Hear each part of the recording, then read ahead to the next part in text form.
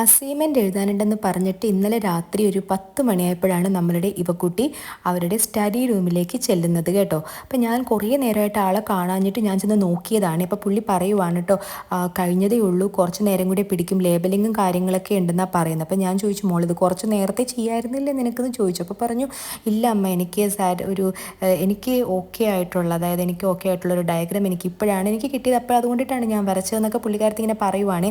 അപ്പം ആ ടെസ്റ്റാണ് കേട്ടോ, ഈ ഒരു ടെസ്റ്റിൽ നിന്നാണ് ആൾ ഡയഗ്രാം കോപ്പി ചെയ്തത്. പിന്നെ ലേബലിംഗ് ചെയ്യുന്നത് ആളുടെ ടെസ്റ്റിൽ നിന്നും. ഇത് എൻ്റെ ടെസ്റ്റായിരുന്നു, ഞാൻ ബേസിക്ക് യൂസ് ചെയ്തിരുന്ന ടെസ്റ്റായിരുന്നു, സെൽ ബയോളജിയുടെ വർമ്മ ആൻഡ് അഗർവാൾ. സത്യത്തിൽ എൻ്റെ ഈ ബുക്ക് മോള് യൂസ് ചെയ്യുന്ന കണ്ടപ്പോൾ എനിക്ക് ഭയങ്കര ഒരു ഫീലിംഗ് വന്നു. അങ്ങനെ ഉണ്ടാവുമായിരിക്കും അല്ലേ, എനിക്ക് പെട്ടെന്ന് എന്തോ ഭയങ്കര ഒരു ഫീലിംഗ്, പെട്ടെന്ന് എനിക്ക് എന്തോ ഒരു ഫീൽ വന്നു പെട്ടെന്ന് തന്നെ.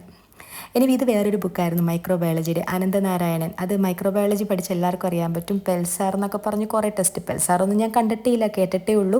ഇത് വാങ്ങാൻ കാരണം വേറൊന്നുമല്ല, നമ്മൾ നോട്ട്സ് എഴുതാത്ത ആളുകളായിരുന്നു ഞങ്ങൾ. കുറച്ച് ആളുകൾ നോട്ട്സ് എഴുതത്തില്ല. എനിക്കൊരു നോട്ടേ ഉണ്ടായിരുന്നുള്ളൂ എല്ലാത്തിനും കൂടെ. കോളേജ് ആകുമ്പോൾ അടിച്ചു പൊളിക്കാൻ പോയതാണ്, പക്ഷേ എല്ലാ ആഗ്രഹങ്ങൾക്കും വിപരീതമായിട്ടുള്ളൊരു കോളേജായിരുന്നു അത്. ഭയങ്കര സ്ട്രിക്റ്റ് ആയിരുന്നു. അപ്പം കുറേ നല്ല കുട്ടികളുണ്ട്. അപ്പോൾ അവർ ഇടയ്ക്കിടയ്ക്കൊക്കെ എക്സാമിൻ്റെ സ്റ്റഡി ലീവിന് വീട്ടിൽ പോകുന്നതിന് മുന്നേ തന്നെ ഈ സെറോക്സ് എടുക്കലായിരുന്നു പതിവ്. അവരുടെയൊക്കെ ഇതില്ല, ലാസ്റ്റ് നമ്മൾ സെറോക്സ് എടുത്തിട്ട് ടെസ്റ്റ് വാങ്ങുന്ന എമൗണ്ട് ആവും. അപ്പോൾ അതിൽ നല്ലതൊരു ടെസ്റ്റ് വാങ്ങിച്ചിട്ട് അതിൽ മാർക്ക് ചെയ്താൽ മതിയല്ലോ. ഈ ഫോട്ടോസ്റ്റാറ്റ് കണ്ടോ, വർഷങ്ങളോളം പഴക്കമുണ്ട്. എൻ്റെ BSc എടുത്ത ഫോട്ടോസ്റ്റാറ്റാണ് ഇത്. ഈ ടെക്സ്റ്റ് ബുക്കൊന്നും അങ്ങനെ ഉപയോഗിച്ചിട്ടേ ഇല്ല, നല്ല ക്ലീൻ ആയിട്ടിരിക്കുന്നല്ലേ, അധികം പഴക്കമൊന്നും ഇല്ലാത്ത പോലെ ഇല്ലേ, അത് ഉപയോഗിക്കാത്ത കൊണ്ടാണ്. ഇത് വന്നിട്ട് ഇതെല്ലാം എൻ്റെ കൊച്ച് വീട്ടിൽ നിന്ന് എടുത്തിട്ട് വന്നതാണ് കേട്ടോ. ഇത്രം ഷിഫ്റ്റിങ് കഴിഞ്ഞിട്ടും അവളിതൊന്നും കളഞ്ഞിട്ടില്ല. അവക്കടെ ആ ഒരു കളക്ഷനിൽ വെച്ചിരിക്കുകയായിരുന്നു അത്രേ. ഇതെൻ്റെ സർട്ടിഫിക്കറ്റാണ്. ഞാൻ ഓഷ്യനോഗ്രാഫിയിലായിരുന്നു നമ്മുടെ പ്രൊജക്റ്റ് ചെയ്തത്, PGയുടെ 6 months പ്രൊജക്റ്റ് ചെയ്തത്. അയ്യോ കോമഡി ആയിരുന്നു കേട്ടോ. അയ്യോ നല്ല ഡോക്ടർ അനസ് അബ്ദുൾ അസീസ് ഞങ്ങളുടെ സയൻറ്റിസ്റ്റ് ആയിരുന്നു, പുള്ളിയുടെ അണ്ടറിലായിരുന്നു ചെയ്തത്. ഈ സർട്ടിഫിക്കറ്റ് എന്ന് പറഞ്ഞാൽ അന്നൊക്കെ ഞങ്ങളുടെ ഒരു എന്താ പറയണത്, ഒരു വലിയൊരു അച്ചീവ്മെൻ്റ് ആയിരുന്നു. കാരണം ഒരു 6 മാസത്തെ നമ്മളുടെ ഒരു അച്ചീവ്മെൻ്റാണ്. ടെൻഷനാണ് കേട്ടോ, നമുക്കിത് കിട്ടുമോ നമ്മൾ ചെയ്യുന്നത്. കാരണം ആദ്യമൊക്കെ NIOയിലൊക്കെ പോയപ്പോൾ ചെയ്ത് കഴിഞ്ഞപ്പോൾ കൈയും കാലം വിറയ്ക്കുമായിരുന്നു. കംപ്ലീറ്റ് പ്രോജക്റ്റ് അസിസ്റ്റൻസും സയൻറ്റിസ്റ്റും എല്ലാവരും കൂടി. അപ്പം നമ്മളുടെ വിചാരം നമ്മൾ ചെയ്യുന്നത് കാര്യം ടെൻഷൻ വരുമ്പോൾ ചെയ്യുന്നതെല്ലാം തെറ്റിപ്പോവും, അറിയാവുന്നതും കൂടി തെറ്റിപ്പോവും. അങ്ങനെ ഞാനും അഞ്ജനയായിരുന്നു ഞങ്ങളുടെ ബാച്ചിൽ നിന്ന്, അക്യുനസിയിൽ നിന്ന് അവിടെ പോയത്. അപ്പോൾ ഞങ്ങൾ രണ്ടുപേരും പറയും, നീ നേരത്തെ വരുവാണെങ്കിൽ റിസപ്ഷനിലിരിക്കുക, മുകളിലേക്കൊന്നും പോവല്ലേ, അങ്ങോട്ടും ഇങ്ങോട്ടും പറയും. കാരണം സാറിൻ്റെ വായിലെങ്ങാനും സയൻറ്റിസ്റ്റിൻ്റെ വായിലെങ്ങാനും പെട്ടുപോയാലുള്ള അവസ്ഥ എന്ന്. പക്ഷെ നമ്മൾ വിചാരങ്ങൾക്ക് അപ്പുറത്തായിരുന്നു. സാറ് നല്ല ഫ്രണ്ട്ലി ആയിരുന്നു, ഈസി ആയിട്ട് എല്ലാ കാര്യങ്ങളും കഴിഞ്ഞു. നല്ല രീതിയിൽ സാറ് ട്രെയിൻ ചെയ്ത് തന്നു. പിന്നെ സാറിൻ്റെ അണ്ടറിൽ തന്നെ കുറേ ചേച്ചിമാരുണ്ടായിരുന്നു, ആ ചേച്ചിമാരും ഭയങ്കര കോപ്പറേറ്റീവ് ആയിരുന്നു. അപ്പോൾ അതൊക്കെ ആലോചിക്കുമ്പോൾ അതൊക്കെ ഈ കുട്ടി ഈ ഒരു ദിവസം കൊണ്ട് എന്നെ അങ്ങോട്ടേക്കൊക്കെ കൊണ്ടുപോയി പെട്ടെന്ന് തന്നെ. അപ്പം ഞാൻ ഇവനോട് ഇത് റിക്വസ്റ്റ് ചെയ്ത് വാങ്ങിച്ചതാണ് കേട്ടോ, മോളെ ഞാനൊന്ന് ലേബൽ ചെയ്തോട്ടെ എന്ന്. ഞാൻ ഓർക്കുമായിരുന്നേ, പഠിച്ച കാലത്തൊക്കെ ലേബലിംഗ് ഒക്കെ ചെയ്തു തരാൻ ആരെങ്കിലും ഒന്ന് ലേബലിംഗ് ചെയ്ത് തന്നിരുന്നെങ്കിലും എന്ന് ആഗ്രഹിച്ചിട്ടുണ്ട്. ഇപ്പം എന്തേ റിക്വസ്റ്റ് ചെയ്ത് ഞാൻ വാങ്ങിച്ചു അവളുടെ അടുത്ത്. അപ്പോൾ അവൾ പറഞ്ഞു, കറക്റ്റായിട്ടൊക്കെ ചെയ്യണം, കുളമാക്കരുതെന്നൊക്കെ പറഞ്ഞിട്ടൊക്കെയാണ് തന്നത് ആശാത്തി. ഞാൻ കറക്റ്റായിട്ടൊക്കെ തന്നെ ചെയ്ത് കൊടുത്തത്, അധികം ചെയ്തില്ല. ഇത് വന്നിട്ടാണ് അവൾ വരച്ചതാണ്, പ്ലാന്റ് സെൽ അനിമൽ സെൽ, അതിൻ്റെ അസൈൻമെൻ്റ് ആയിരുന്നു. അപ്പോൾ അത് അവൾ ക്ലിയർ ചെയ്തതായിരുന്നു. കുഴപ്പമില്ല, അത്യാവശ്യം അത് വരയ്ക്കും, എൻ്റെ പോലെയല്ല. പിന്നെ അതേ കണ്ടില്ല, എനിക്ക് ഏറ്റവും ഇഷ്ടപ്പെട്ടെന്ന് പറഞ്ഞാൽ ഈ ഒരു സംഭവമാണ് അവൾ ചെയ്തിരിക്കുന്നത്, ബയോളജി എന്ന് പറഞ്ഞിട്ട്. എനിക്ക് ഭയങ്കര ഇഷ്ടപ്പെട്ടു കേട്ടോ. അപ്പം ഞാൻ ഓർക്കുമായിരുന്നേ, നമ്മളുടെ മക്കൾ വന്നിട്ട് നമ്മൾ യൂസ് ചെയ്ത കാര്യങ്ങൾ യൂസ് ചെയ്യുമ്പം എന്തോ വല്ലാത്തൊരു അത് കൊള്ളാലോ ആ മൂമെൻറ്റ് എന്ന് പറഞ്ഞത്. അതുകൊണ്ട് ഞാനിതിപ്പം ജസ്റ്റ് വീഡിയോ ആക്കി എടുത്തത്. ഞാൻ ഒട്ടും കരുതിയില്ല ഇത് അവളുടെ കളക്ഷനിൽ ഉണ്ടാവും എന്നൊക്കെ. അവൾ എവിടെ നിന്നാണ് എടുത്തിട്ട് വന്നതെന്നാവോ. ഇതിൻ്റെ വോയിസ് പോയി മക്കളെ, വോയിസ് ഇപ്പോൾ കേൾക്കുന്നില്ല എന്ന് തോന്നുന്നു അല്ലേ. ഇത് വന്നിട്ട് വേറൊന്നുമല്ല, ഞാനൊരു പനീർ ഉണ്ടാക്കിയതാണെന്ന്. സത്യം പറഞ്ഞിട്ടുണ്ടെങ്കിൽ അത്യാവശ്യം നല്ല രീതിയിൽ ഫ്ലോപ്പായിരുന്നു കേട്ടോ. വലിയ ഗുണമൊന്നും ഉണ്ടായിരുന്നൊന്നുമില്ല. വേറൊന്നല്ല, ഞാനിത് നമ്മളുടെ ഷോർട്സിൽ കണ്ടിട്ട് ഉണ്ടാക്കിയതാണ്.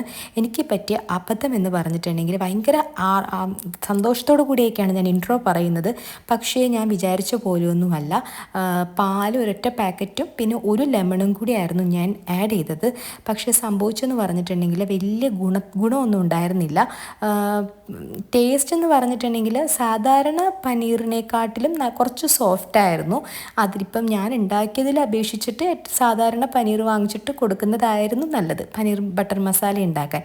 കുഴപ്പമൊന്നുമില്ല, നമ്മളിങ്ങനെ പറ്റിയാണല്ലോ പഠിക്കുന്നതെന്നുള്ളൊരു ആത്മവിശ്വാസത്തിനൊരു കുറവുമില്ല. അപ്പോൾ ഹസ്ബൻഡ് എന്നോട് പറഞ്ഞു, നീ ഉണ്ടാക്കാൻ നിൽക്കേണ്ട ആവശ്യമൊന്നുമില്ല, നീ വാങ്ങിച്ചാൽ മതിയല്ലോ എന്നിങ്ങനെ പറഞ്ഞു. പക്ഷെ ഞാനിത് ഈ പറഞ്ഞതുപോലെ ആ ഷോർട്സ് കണ്ടപ്പം ഞാൻ ഭയങ്കര ഒരാഗ്രഹം വന്നു, എങ്ങനെയാണെന്നൊന്ന് നോക്കാം എന്ന് പറഞ്ഞിട്ട്. അങ്ങനെ ഞാൻ ഉണ്ടാക്കുന്ന സീനാണ് കേട്ടോ. അതിനിടയിൽ എനിക്കൊരു വീഡിയോ മിസ്സായിപ്പോയി. ഞാൻ ഇതിലേക്ക്, അതായത് പാല് തിളച്ച് വന്നപ്പോൾ ഞാൻ ലെമൺ ആഡ് ചെയ്തു. ലെമൺ ആഡ് ചെയ്തിട്ട് ജസ്റ്റ് ഒന്നത് നന്നായിട്ടൊന്ന് മിക്സ് ചെയ്ത് കൊടുത്തു. അന്നേരം പാല് നന്നായിട്ട് പിരിഞ്ഞു ഓഫ് ചെയ്തു. ഇതാണ് സംഭവം. ഇതിനിടയിൽ ഒരു ക്ലിപ്പ് ഉണ്ടായിരുന്നു, അത് മിസ്സായിപ്പോയി. എന്തായാലും ഓഡിയോ ഇട്ടിരുന്നാലും കാര്യമില്ലായിരുന്നു. കാരണം നമ്മളുടെ ഇപ്പം ഇതായതുകൊണ്ട് വില്ല കോമ്പൗണ്ടിൽ എന്തോ കൺസ്ട്രക്ഷൻസൊക്കെ നടക്കുന്നുണ്ട്, ഭയങ്കര ശബ്ദവും ബഹളവും ഒക്കെ ആയിരുന്നു. ഞാനത് ജസ്റ്റ് കുറഞ്ഞപ്പോഴാണ് എടുത്തത്. എന്നിരുന്നാലും ഡിസ്ട്രാക്ഷൻ ഉണ്ടായിരുന്നേനെ ഓഡിയോ ഇട്ടിരുന്നെങ്കിൽ. ഇതിപ്പോൾ ദേ ഞാൻ എന്നിട്ട് അത് വന്നിട്ട് എനിക്ക് അത് അരിക്കാൻ, അതായത് നമ്മളുടെ ആ ഒരു അരിക്കാനുള്ള തുണിയാണെങ്കിൽ വളരെ ചെറിയൊരു തുണിയാണ് എനിക്ക് കിട്ടിയത്, വൈറ്റ് കളറിലെ ചീസ് ക്ലോത്ത് പോലത്തെ. അപ്പോൾ അതിൽ പെട്ട പെടൽ ഞാൻ കുറേ നേരം പിടിച്ചു. അതാണ് ഞാൻ കുറച്ച് സ്പീഡടിച്ച് കളഞ്ഞത്. പിന്നെ ദേ ഇങ്ങനത്തെ ഒരു രൂപത്തിലാണ് കിട്ടിയത്. ഞാൻ കണ്ട ഷോർട്സിലെ പനീർ എന്ന് പറഞ്ഞിട്ടുണ്ടെങ്കിൽ അത്യാവശ്യം നല്ല തിക്നെസ് ഉണ്ടായിരുന്നു. നല്ല എന്താ പറയുക, നമ്മൾ കടയിലൊക്കെ കാണത്തില്ലേ, നല്ല രസമുണ്ടായി. അവർ കട്ട് ചെയ്യുന്നതന്നെ കണ്ടപ്പോൾ നമുക്ക് എടുത്ത് അങ്ങോട്ട് കഴിക്കാൻ തോന്നി. അങ്ങനെയായിരുന്നു കേട്ടോ. ഇത് വന്നിട്ട് ഒരുമാതിരി എന്താ പറയുക, ഭക്ഷണം കിട്ടാത്ത പനീർ പോലെ ഇരിക്കുന്നു, ക്ഷീണിച്ചിരിക്കുന്നു. അപ്പം എനിക്ക് മനസ്സിലായി മേ ബി പാലിൻ്റെ അളവ് കുറഞ്ഞിട്ടായിരിക്കാം. ഞാൻ ഒരു കവർ പാലല്ലേ എടുത്തുള്ളൂ, ഒരു ലെമണും ആഡ് ചെയ്തു. ചിലപ്പോൾ ഒരൊറ്റ ലെമൺ വേണ്ടായിരുന്നു കാണും, എന്താണെന്ന് എനിക്കറിയത്തില്ല. എന്തായാലും ഞാൻ ഇത് വിട്ടുകൊടുക്കാൻ ഉദ്ദേശിച്ചിട്ടില്ല. ഞാൻ ഒരു പ്രാവശ്യം കൂടെ ട്രൈ ചെയ്യും. അന്നേരം ഞാനപ്പോൾ വിചാരിച്ചു എന്തായാലും കളയണ്ട, വേറെ കുഴപ്പമൊന്നുമില്ല, നമ്മളാ അത്ര പെർഫെക്ഷൻ വന്നിട്ടില്ല, തിക്നെസ് വന്നിട്ടില്ല എന്നുള്ളൊരു പ്രശ്നം മാത്രമേ ഉള്ളൂ. ഞാനത് ടേസ്റ്റ് ചെയ്ത് നോക്കി കഴിഞ്ഞപ്പം എനിക്ക് തോന്നിയതെന്ന് പറഞ്ഞിട്ടുണ്ടെങ്കിൽ വളരെ എന്താ പറയണത്, ടേസ്റ്റ് ഉണ്ട്, വേറെ കുഴപ്പമൊന്നുമില്ല. പിന്നെ വായിൽ വെക്കാൻ പറ്റാഴികയൊന്നുമില്ല. അതിപ്പോൾ എന്ത് വന്നാലും നമ്മൾ പാലിൽ ചെറുനാരങ്ങ ഇട്ടിട്ടുണ്ടെങ്കിൽ അതെന്തായാലും അങ്ങനെ ആകുമല്ലോ. എന്നിരുന്നാൽ തന്നെ വലിയ ഗുണമൊന്നും ഉണ്ടായിരുന്നില്ല. ഞാൻ കഴിച്ചു നോക്കിയപ്പോൾ എനിക്കിഷ്ടപ്പെട്ടു. ഞാൻ ഉണ്ടാക്കിയത് കൊണ്ടിട്ടല്ല കേട്ടോ, എനിക്ക് ഇഷ്ടപ്പെട്ടു, വലിയ കുഴപ്പം തോന്നിയില്ല. അപ്പം ഞാൻ കുറച്ചെടുത്തിട്ട് നമ്മുടെ ഇവക്കുട്ടിക്ക് മാറ്റി വെച്ചു.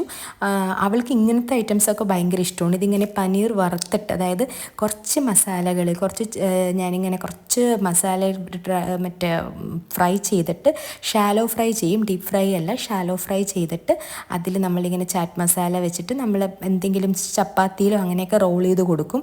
അവൾക്ക് ഭയങ്കര ഇഷ്ടമാണ്. അങ്ങനത്തെ ഐറ്റംസൊക്കെ അവൾക്ക് ഭയങ്കര ഇഷ്ടമാണ്. അപ്പോൾ ഞാൻ അവൾക്കൊന്ന് കൊടുക്കാമെന്ന് കരുതി. ആദ്യമായിട്ട് ഉണ്ടാക്കിയതല്ലേ. ആക്ച്വലി എന്നെ മോട്ടിവേറ്റ് ചെയ്യിപ്പിച്ചത് എൻ്റെ മോളാണ്. അവൾ പറഞ്ഞു, അമ്മ നമുക്കൊന്ന് കുക്ക് ചെയ്ത് നോക്കാം, നമുക്കത് എങ്ങനെയാണെന്ന് നമുക്ക് നോക്കാം എന്നൊക്കെ പറഞ്ഞു. പിന്നെ രാവിലെ പറഞ്ഞു, അമ്മ ഒറ്റയ്ക്ക് ഉണ്ടാക്കിക്കോ, എനിക്ക് ടൈമൊന്നും കാണില്ല ഇനി, അമ്മ എന്തായാലും പാലെല്ലാം വാങ്ങിച്ച് വെച്ചതല്ലേ, അപ്പം അമ്മ തന്നെ ഉണ്ടാക്കിക്കോ എന്ന് പറഞ്ഞു. എനിക്കാണെന്നുണ്ടെങ്കിൽ ഈ വീഡിയോ കണ്ടിട്ട് അങ്ങോട്ട് ഉണ്ടാക്കിക്കോളാൻ വയ്യ. ഞാനങ്ങ് ഓടിച്ചെന്നങ്ങോട്ട് ഇന്ന് സമയം കിട്ടിയപ്പോൾ ഫസ്റ്റ് ചെയ്ത പരിപാടിയാണ് കേട്ടോ. ഉച്ചയ്ക്ക് ലഞ്ച് ഉണ്ടാക്കുന്നതിന് പകരം ഫസ്റ്റ് തന്നെ ചെയ്ത പരിപാടിയാണ്. പക്ഷെ എനിക്കത്ര വായിൽ വെക്കാൻ കൊള്ളാഴികയൊന്നും തോന്നിയൊന്നുമില്ല, വേറെ കുഴപ്പമൊന്നുമില്ല.